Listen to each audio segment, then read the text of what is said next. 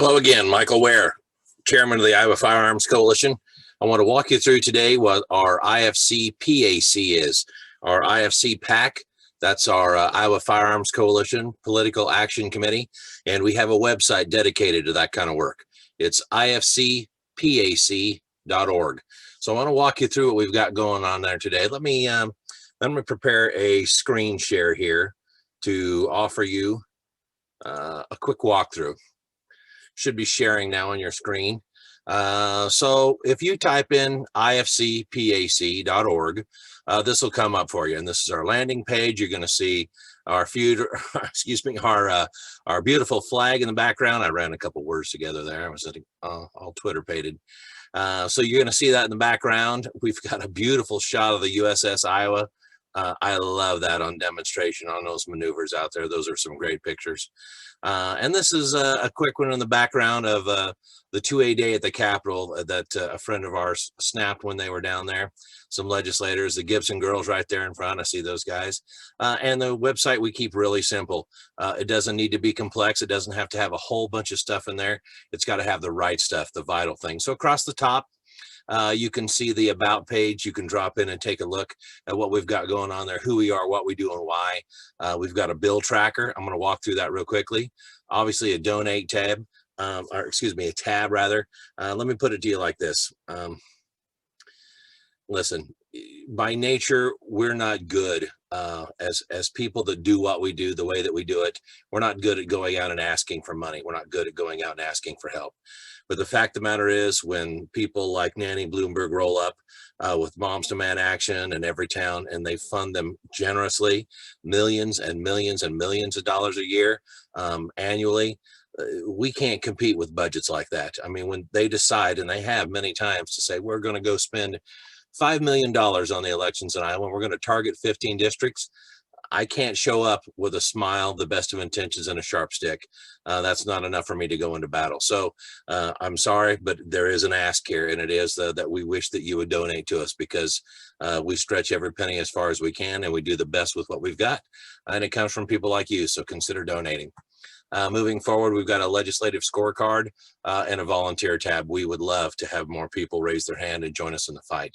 And you may see some of these things change over time in terms of what tabs run across the top of the website. There's a couple more I know that we're working on right now that we're not ready to debut. And by the time you see this video, they may be there, because we're working on them pretty quick. So let me move down through here pretty quick. As you see the front page, the landing page, and the two items that I want to go over today are the bill tracker and the legislative scorecard. So let's just, instead of looking at these in small windows, let's go directly to them.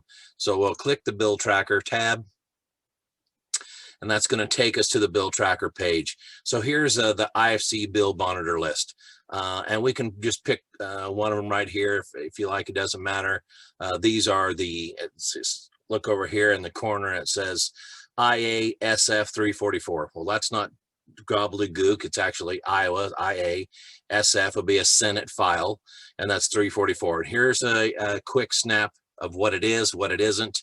And down below in the date here, you'll see the last time it had any movement, and if so, what it was. And so you can follow these things. Let's just go up here and snag one real quick, and I'll walk you through it. House File 621. This is a good one. So you just click on this if you want to read more about it and understand it, and you're redirected to a page that has all the information about it. So right here, there's a summary. You can click on the bill text to see what it is, and this is what you'd see if you went to the Iowa, let's see, it's legis.gov. It's the legislature's website. You can see what actions that have been taken, if any. When it was introduced, it was part of the House Journal 495, and the date, any votes on these things that are recorded. Now, one thing that I would tell you is flawed in Bill Track 50, which I'm not happy about, and I hope that they're able to improve in the future, are subcommittee and committee votes. Right now, they're concentrating only on floor action. So in this case, which is a good one, let's go back to the summary, and we can look and see here. Two companion bills go along with us if you look down at the bottom, and we'll click on those. So here's where we get some insight into the committee and subcommittee action. So this was an HSB 116, which means House Study Bill 116. It was called that before it turned into what it is now. And there's a committee report here. So it obviously went to subcommittee, which is a 3-person scenario. And then from a 3-person committee, it was recommended to be seen by the full committee. It was, and the committee has recommended passage, and you find that in House Journal 491. It looks like over in the Senate, there's a companion bill, which is the same bill on the other side of the rotunda. So it's in this version is in the Senate, and it was assigned to committee over here of Senator Schultz, Bisignano, and Zahn. So, and you can see the Senate Journal 390. You could go find that if you wanted to read it. So we see some action on this. We see what's going on, and you can mine for information there. So that gives you a good idea of what's going on and under what circumstance, and references to everything that you'll notice there. So this gives you, again, some idea what the bills are that we're following, that we're monitoring. And then when it comes down to the nitty gritty, we want to be able to show you what the legislators did what and under what circumstance. So let's click on the legislative scorecard here.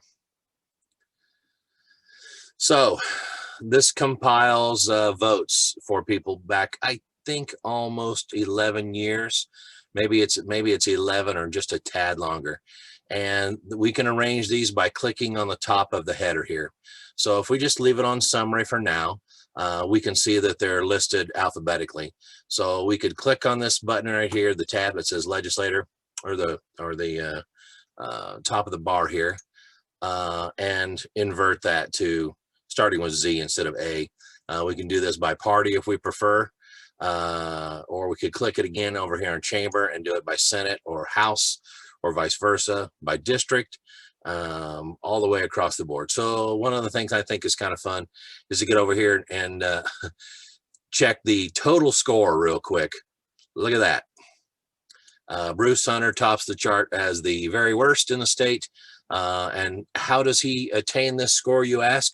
Well, this is a combination of not only votes, but bills that he's introduced and bills that he's sponsored or co-sponsored. So if they're truly aggressive about being anti-gun, voting isn't just enough for them. They want to make sure that they erode your liberties in all kinds of new and ingenious ways. So Bruce Hunter, Mary Masher, Artstead, they are very, very happy and enthusiastic about making sure that your basic human rights are cajoled, manipulated, or otherwise eroded. And they're proving it right here in their score. They are voting against you and your civil liberties every chance they get, and they are introducing legislation that does more of that, and they are sponsoring other people's legislation that does the same. So we can flip this score around and see who's doing really well. As you can see, as an aside, you see Matt Winshittle's on the top of the leaderboard here for doing positive things, and you say to yourself, well, there's only 79 points here. How did let's go back. How did Bruce Hunter get negative 169?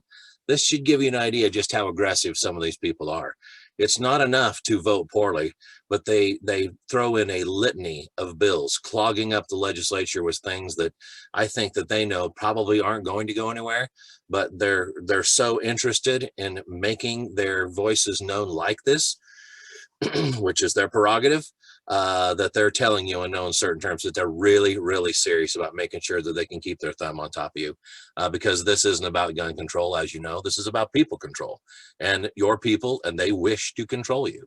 So let's go back to the score here for a little bit, and you can see Matt Winshittle has he's been a long-term supporter of Second Amendment for us at IFC and NRA in any way that you can think of. He's been very enthusiastic about championing legislation for a long time, and it's something that he truly cares about. I know he does. He's become a good friend to the process, and we're awfully glad to have him. Sandy Salmon's barking at his back door. I mean, she's look at this. There's a lot of them who are saying, hey, I want to be up here. I want to show you and prove to you and my constituents what I'm about, and they're doing that. If we go back to sorting by legislator, you can see that there's a few things here like this vote index. That's a little tough to interpret. Basically, that's a combination of did they vote well on the things that they were able to vote on, and then there's a lot of factors there. For example, you can only vote on floor action if something makes it through the committee process, right? and you can only vote on something that was introduced. So for a legislator who introduces, just like Bruce Hunter has, introduces lots and lots and lots of really bad legislation, he can skew his vote index because he's sponsoring and putting in bills and doing all these horrible things, and it's impacting his score. It's impacting his vote index. So I pay little attention to that, and I'm more interested in the overall score. And you got to be careful how you interpret this. So let's try. Here's one right in the middle of the road that's hovering around a net score of 0. This is -4. Wesley Breckenridge. He happens to be my personal House rep, by the way. So let's go see what he voted on it. So now we see on the screen that you're watching his information, where he's from, what district he represents, obviously, with links to his capital website, district website, Ballotpedia, his donors. You can click a button to follow the money. That's very important, by the way. And you can go read a little bit about him. Here's his vote index is a 44. That's pretty crappy, and a score of -4 overall. So when you've got Bruce Hunter that's pushing almost -200, and guys like Matt Winchell that are pushing +80, a -4 is not good. In fact, I don't know how you could possibly come out with a negative score unless you were really working at it. So let's look at HF 2502. We can see over here to the right that Wes Breckenridge voted no. We placed a high emphasis on that. That's our rating of 5 on a 0 to 5 scale. And this is a bill for the an act relating to firearms and weapons, including storage, carrying, blah, blah, blah, blah, blah, blah. So he voted against that in 2020. He wasn't interested in preemption or anything that had to go along with it. HF 517, this was the omnibus gun bill in 2017. This was huge. This was stand your ground. This was the ability to obviously use a weapon for a self-defense tool and to stay among the living. Wes says he's not interested in you having a right to life, so he voted no. That's not good. HF 599, you see down here, persons under the age of 16 hunting. I think that was a parental rights bill, basically, so that folks could take their kids out, or whoever was their legal guardian or whatever could take them out hunting. He voted yes on that. We're glad for that. HF 716 was a bill regarding deer hunting. He voted yes on that. That's good. And I believe SF 188 that we see here, I think that was the stun gun bill, and I think he was an integral part of that, or that's what I had heard. He voted yes on that. And then you have SF 537 down here. Wes voted to take coyotes with artificial light. And then we get down to things like SGIR 18. This vote date is wrong. I don't know why it's showing up like that. But that's the Freedom Amendment. This is basically saying, and as is the one below it. This is 2 different sessions, the Freedom Amendment both times. And that's the right to keep and bear arms with the layer of strict scrutiny.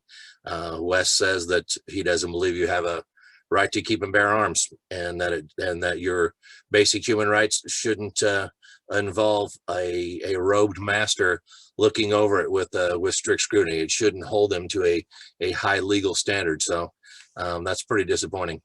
In fact, it's very disappointing, and that explains why he's got a -4 vote or -4 rating overall. That's actually pretty bad.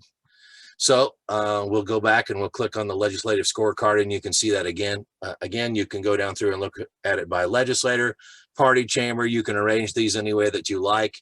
You can go see all about the legislation that we're talking about and scroll down through everything that was included. You may have a legislator that represents you that's new to the process. That's another reason that the index could be a little low or their score be low. If they're a freshman House rep or senator, they haven't been able to take 200 votes yet, or 50 votes. They've only been able to take 4, but that should come out in the percentage as well. We can look at bill score and see how we scored each one of those bills as you go across the top. The vote index, I don't really think, again, gives us a good representation of stuff. I don't get too worried about it. I'll click on that real quick so that you guys can see. Unfortunately, we used to have in the state of Iowa, we used to have a lot of Democrats that were really about civil liberties, and they were about your human rights. And they weren't really that tied to political party in terms of things like this. And they would vote with us. If you remember Shall Issue back in 2009, 2010 timeframe, and the build up to that, Democrat Senate, Democrat House, Democrat governor, signed it into law. We enjoy it now. It's arguably one of the best in the nation. So we had a ton of Democrats coming out for support of human rights and your civil liberties. And as you can see this now with red compared to blue, today it's partisan. We're not getting any Democrats that's saying that they care about you staying among the living and what your rights truly are. It's horrible. They're slipping quickly back into Jim Crow laws on what they want to do and how they want to do it. I don't think people recognize that yet, but that's exactly what that means. Another interesting thing that you can see is if you click on the maps and you click the House and the Senate, take a look at this. Greens are good score, reds are bad score. Look at what the state looks like. You're seeing an overwhelming amount of green. Look at the square footage or the square mileage of the state of Iowa as it pertains to House members. I mean, look at that. The entire state believes in what we're doing, with the exception of just a couple tiny little metropolitan areas here and there. I mean, it's overwhelming when you look at it like this. You can see what Iowa's about and what it's not, and who's on whose side. I can click over here on the Senate map. Look at this. Look at how dark green some of these places are. I mean, geez Louise, I don't know. There's a few gaps here in the map, and you can go click on that if you want. For example, what's going on with this little red one right here? Senate District 53, a score of negative, excuse me, Iowa Senate District 43, a score of negative 53. You click on that. Excuse me, you can't click on it to go see it, but you get the point. You can go find out who that is and why. It looks to be like it's somewhere around Iowa City, which there's a lot of anti-liberty sentiment there. Unfortunately, there's more headed our direction than the other direction, which is really good, and I'm glad to see that because people are waking up. But some of the representation isn't very good there.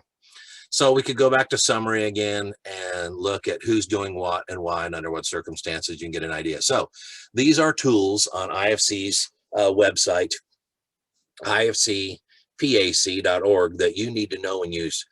You need to, when you hear things on the news, when you hear things from us, when you're talking with your friends, you say, listen, I don't even know how my legislator voted on that. Come here, use this tool because it's all outlined for you.